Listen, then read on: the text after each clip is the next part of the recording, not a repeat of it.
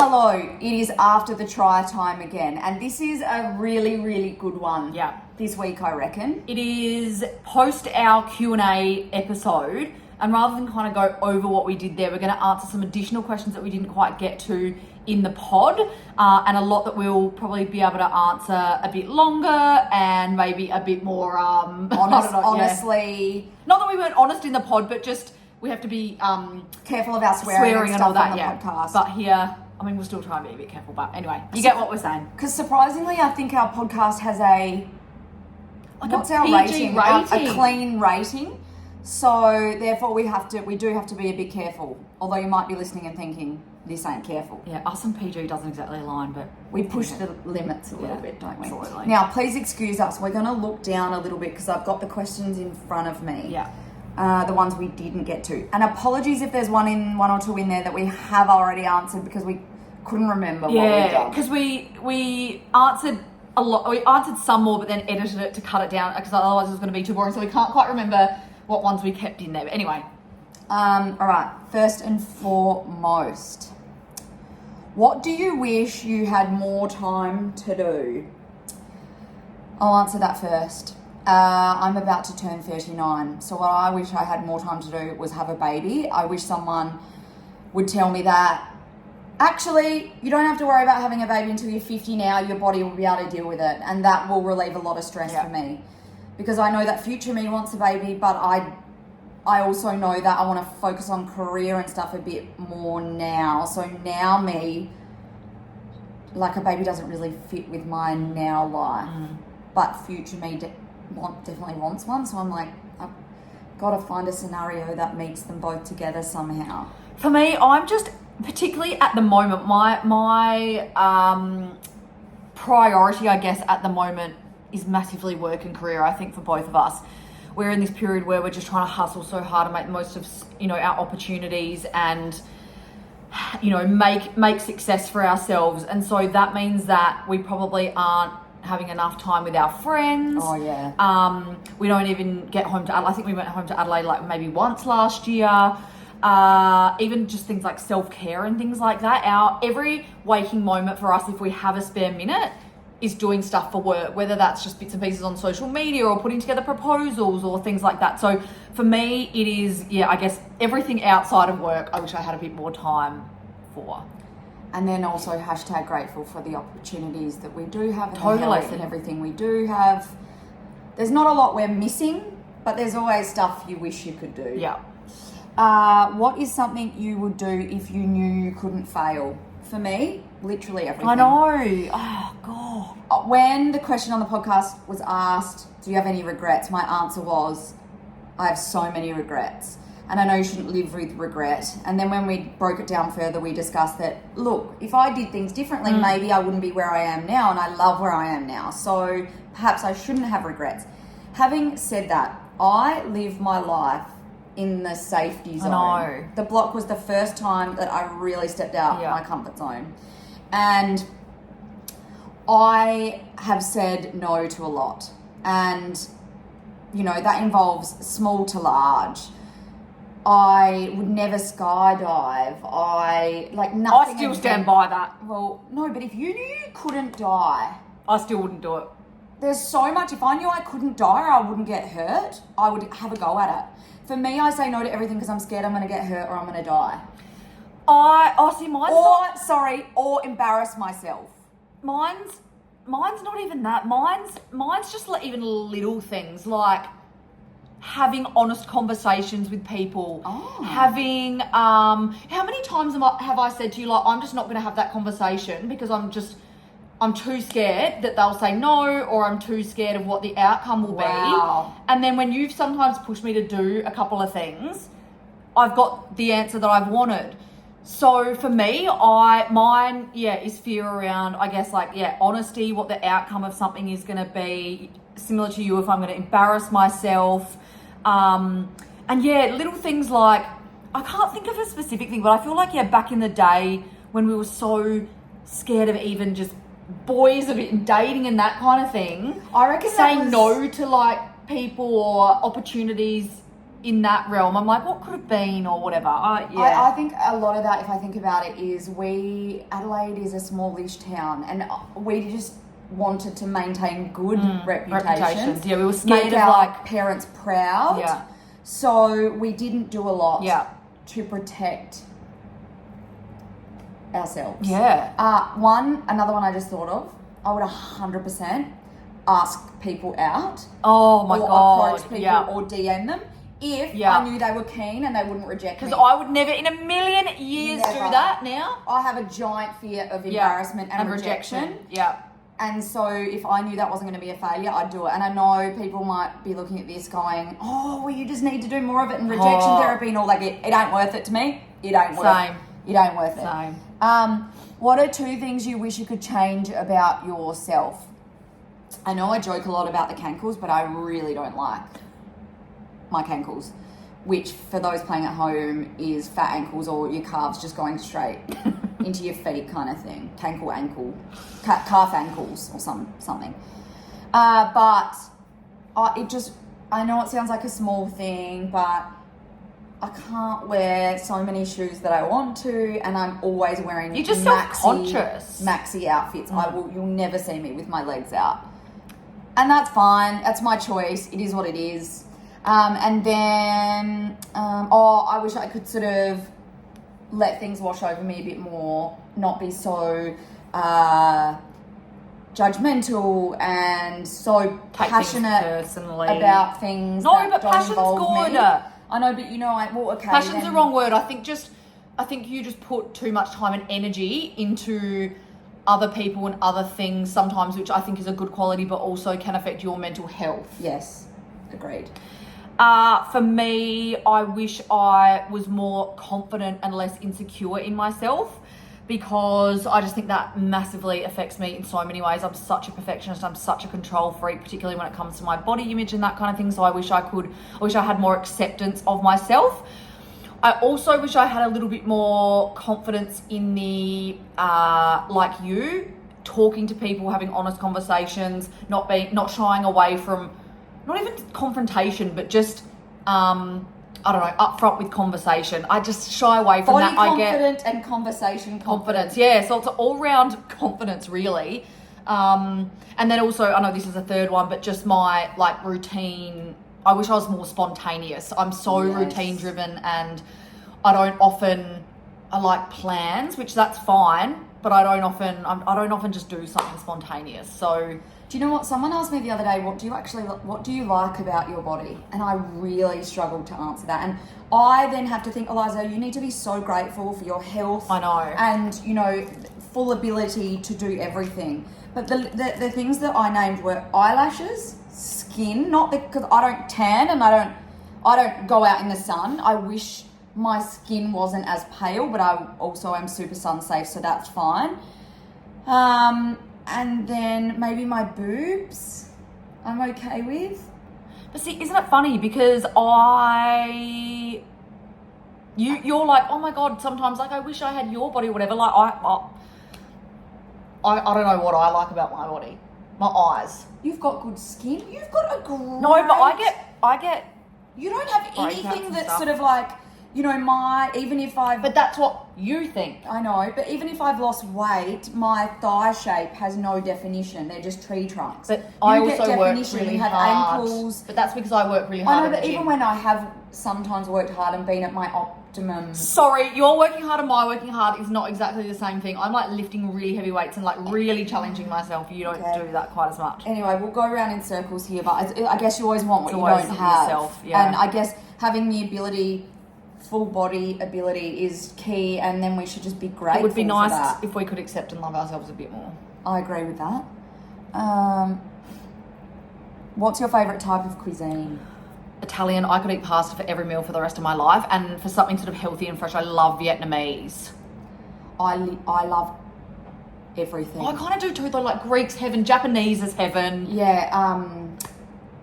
What else? What other? Mexican. Yeah, I like everything. Oh, Indian. Oh, I love everything. There's nothing we don't eat. There's nothing we can't eat, don't eat. I don't like oysters. I don't like oysters. But it's, yeah.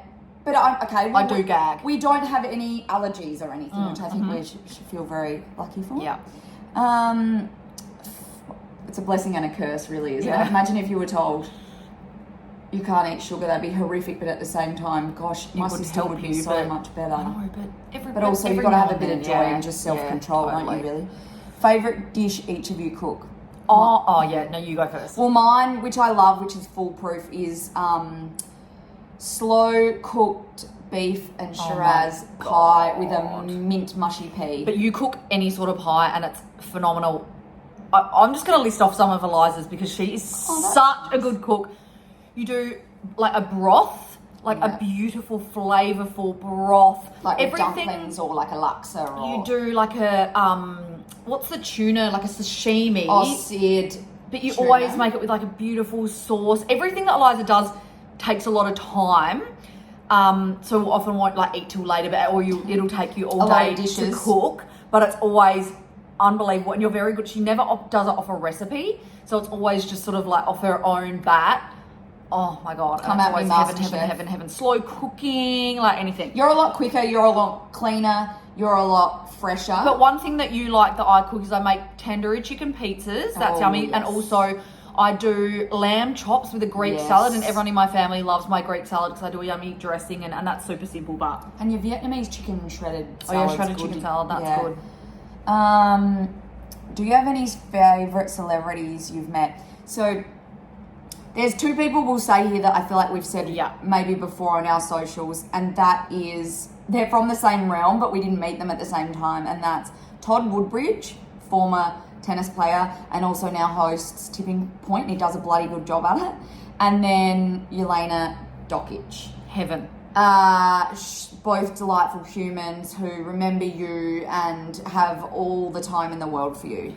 I'm going to add two more in there because I work for a production company and we do a lot of work with AFL players. I've also worked at Richmond Footy Club, so I have met a lot of AFL players in my time. And they're not all unbelievable humans. These two are unbelievable humans. Lachie Neale, who plays for the Brisbane Lions, and Dyson Heppel, who's retired now, but played for Essendon. They are just the most beautiful, engaging, kind, have the time of day for literally everyone. Just, treat you like, it treats everyone like exactly the same. I love those kind of people who will arrive. Remember your name, introduce themselves to everyone, thank everyone. Thank you. Yep. Heaven. They're two humans. people who do that. Yeah. If you could visit any place in the world, where would it be and why? We really want to go to Japan, and we probably will be sometime this year, hopefully. I want to see the Northern Lights. Oh. They're in Sweden. I think you can see them from a few different places. Yeah. Okay. I haven't been to Tassie or Perth. And so I'd like to do that because I haven't seen enough of Australia. Yeah. Also, Uluru. Yep. I think that would be amazing, stunning, and quite emotional. We definitely need to do more of Australia for sure. Yeah. Can I add one more thing? Yep. Sorry. I really want to, even though I sort of don't want to do it, but this is something that I would actually do because I'm fascinated with sharks. Oh, Port Lincoln shark diving. Cage diving in Port Lincoln to see sharks. But don't anyone buy me that as a present because I need to do it on my own time. I would love to do that if there wasn't like a boat involved because I get motion sickness. I would love to go to the Maldives. That would be... I wouldn't picture that for you because it's literally just water with little houses on them. I know, but heaven is... I love the beach. I love like clear water and beautiful... Oh, heaven. Big call here, but I reckon... Like, just value for money wise, Bali can offer you that for a lot cheaper. No, you can't even pretty much swim in Bali. You've got these clear waters in the Maldives. True. Yes, it is. Okay. Because you get sick from the water. Anyway, this is your question, so exactly. Thank you so much. Yeah. So I'd like to go to the Maldives, and I would also like to go to Greece. We thought about doing that on our Euro trip this year, but we just didn't have time. I'd love to go to Greece, and also I'd love to go to somewhere, and I don't know the specific place, but somewhere that does these like beautiful winter Christmas markets with like snow. I don't know where that is, but that like Banff or something. Canada? Yeah, like Banff or something. Yeah. I think that's Yep, I think Yeah. that's like a Banff or something, like a winter wonderland. So someone asked a question, so we won't answer that, but when are you coming to Canada? Well, that's actually on our list. I've got 2 very good friends who live in Canada. So that actually is on our list to come Yeah, I'd love and to go visit there. at some point. Any random hobbies, interests? Love cooking, love true crime. I love live music and I don't go to enough No, of you it. don't. And shark documentaries. What do I like? Health, I do fitness, like- well-being. I do like cooking. Yeah. I do really like reading. I love reading and, you know, getting book recommendations and giving them out. Yeah, I love health and fitness. I love filming a lot of that content. I'm not doing enough of it. I need to do more of it. It's just about finding the time. And that makes me sound quite Do you know boring. what? Do you know what else you're obsessed with? Which is, well, it's not weird because it's fascinating, but it's Oh, you're going to say 9/11 documentaries? 9/11 Isn't that- That's so documentaries. weird.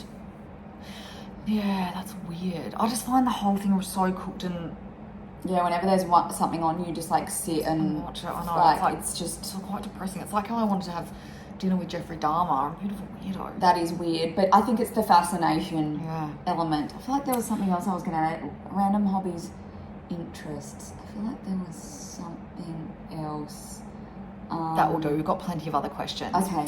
Have you ever broken a bone or been in hospital? I have not broken a bone, but Neither have I. I've been in hospital. Obviously, I had my hip surgery not long ago. I've had my appendix out. Oh yeah. I've had my wisdom teeth out. Egg freezing. And when I was a kid, I had quite bad RSV, like that Yes. chest thing. So I was in and out of hospital a fair bit with That that. was horrific. You That was were really horrific. so unwell. Like they actually, it was like actually touch and go. I remember those times. Someone said to me the other day, "What are your earliest memories of life? You know, when can you remember back to?" And Can you actually remember that, Lou? Yes. You just remember from photos? 100%. I remember the hospital food. I remember your coughs. I remember they would have to suck boogers out of your nose to test something or other. And that was, you hated that. You were just such a little thing, and mum just being in your room and you being in this cot and you were just so unwell. And I remember mum would have to like hold me down for like needles and stuff, like actually like put her arms around me and like hold me down. I don't know like how this. parents go through it. Anyway, that's me, wisdom teeth, egg freezing twice, and tonsils out. No broken bones. No broken bones. Either of us. That's good. Does Lib have a personal trainer or just come up with training herself? So I have been a member of BFT, Body Fit Training Gym, for almost 8 years, which is group fitness classes, which has been amazing. You had some kind of weird record. I had, yeah, there was one point where I was the person in the world who had done the most classes. That's well past me now though, since my hip surgery and stuff. So that was a mix of strength and cardio, but then because I learned strength training through that, I really started to become passionate about it because it was the first time that I'd seen my body sort of change, because previously I did a lot of cardio, so I implemented a lot of my own strength training. Now that I can no longer do HIIT training or running or anything like that, I have just engaged a personal trainer. I just feel like I need it because I don't really know what I'm doing now. With my hip, I need to be so careful of what I can and can't do. So I've just engaged a trainer that I'm doing twice a week. It is not cheap, but for me, investing money into health and fitness is one of the most important things you can do. So I would rather spend money on that and go without something else. But that's make or break for you in terms of you can't do the wrong thing or you'll cook. Oh, exactly. And I just need to, if I'm doing it on my own, then I will do the wrong thing and I'll cook myself. So But you have a very good knowledge of everything. yeah, I feel like I've learnt a lot over the time from all the people around me and the trainers and the coaches and all of that. So, and even working at a footy club, to be honest, we used to do sessions down in the gym with some of the coaches and all of that. So, which was really fun and you learnt a lot there. So yeah, that's why I love it so much, I think, because I've just learnt so much. And But you don't want to be a personal trainer? I don't want to be a personal trainer, but also like I work really hard as well. I think, you know, you'll often be like, yeah, like you've got great arms or you've got, like I work my so absolute you butt deserve off them. and I challenge myself hard with weights and all of that. So, yeah, at the moment I'm not feeling great about myself after my surgery because I'm barely even able to walk, but trying to work my way back up slowly. I also thought of the thing I was going to think of. Painting. I like Oh, and I yeah. don't do enough Oh my of, and God, I was you very. definitely I won the don't. art award at our school when I was in year 12. I also like doing the puzzles in the paper. Yep, you are a weird puzzle person. Why did you decide to move to Melbourne? Would you move back to SA or do you have plans to live elsewhere in the world? I would say that we probably both moved over to Melbourne from Adelaide for the same reasons. For me, it was I was 23 and a lot of my friends were getting married, having kids. I think when I left at 23, I even had a friend from school that had had 3 kids at that point. And that just wasn't the stage of life I was at, and I knew if I stayed there that I would rush and settle.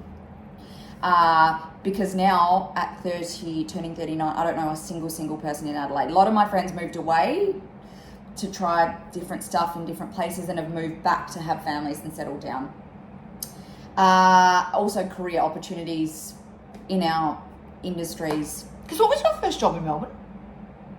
Sales coordinator at SEN, the sports radio station. Yeah, okay. So you were like the radio sort of side of things. So for me, Eliza had moved, and about 3 years later, so I would have been 24, I moved over because I was working at the South Australian Cricket Association, and a friend of mine had got a job at the Australian Grand Prix.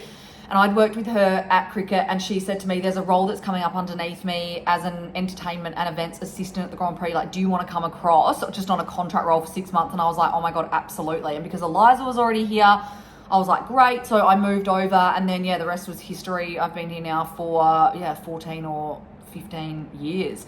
And for me, the sport, I've always worked in sport. Like, I've worked at Grand Prix, AFL, Richmond Footy Club, cricket, and in Melbourne, obviously the vibe for sport and the job opportunities are better. And then I just love it. I literally love it more and more here Melbourne. Every day. I can't see myself, obviously if some incredible opportunity came up, I would go elsewhere, but I can't see myself living anywhere but here. At the moment, I would say I wouldn't go back to I cannot see myself going back to Adelaide. Again, if something happened to someone in our family, or I can't say never. You have to say never to some extent. If I met someone who was from Adelaide, and something was connecting them there deeply, and I didn't have a connection here, or if we had kids and we just weren't coping because our parents aren't prepared to come here because we've got our grandma still back in Adelaide. I think you can. You can't say.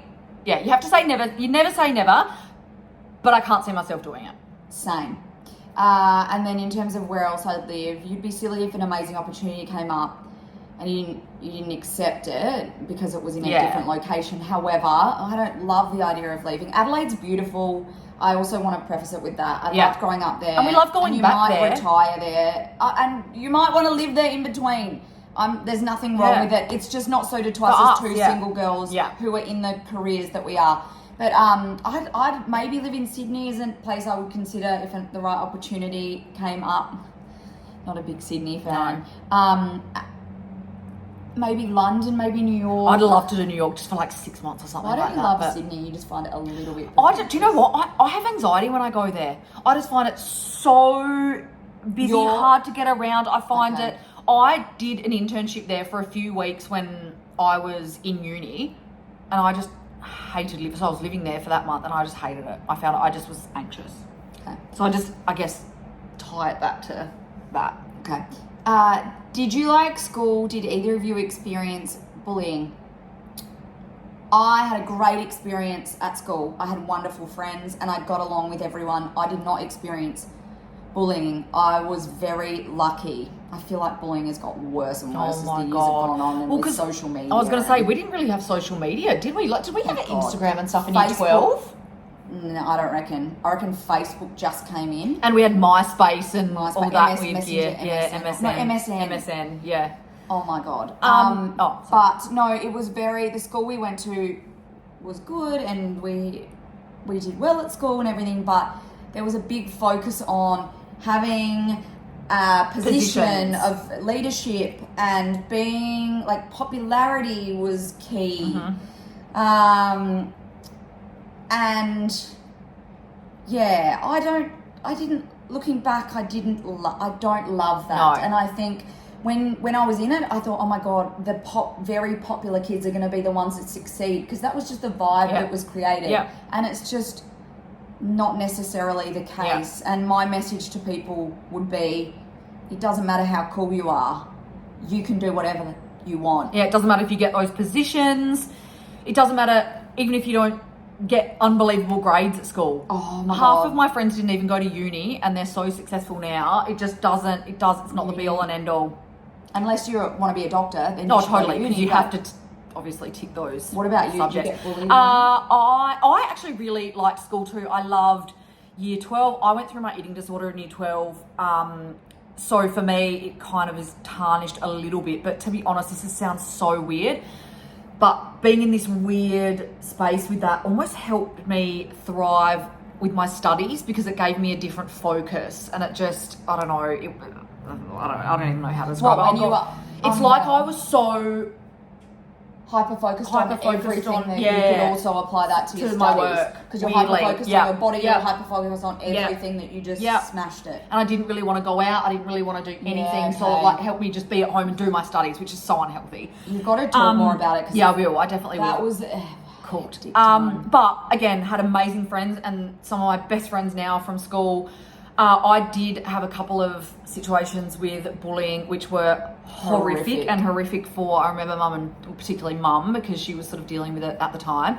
But yeah, really horrific. But this is going to make me sound up myself, but it was more around like jealousy of like friendships and gossipy, things like that. Yeah. People threatened and because that's what it was kind of about. It was like who was doing the best and, you know, had most friends and hooked up with the most and I must say as well, our parents never put pressure on us to get good grades, but it was, I definitely think, a thing of the school a little bit. It made you felt like you really had to get good grades. You were celebrated and acknowledged constantly if you were smart, and like the leadership roles were appointed based on popularity because the school kids voted, and it was like not necessarily the best people for the jobs, you know, people who massively deserved it but just didn't know many people and were shy. Yeah.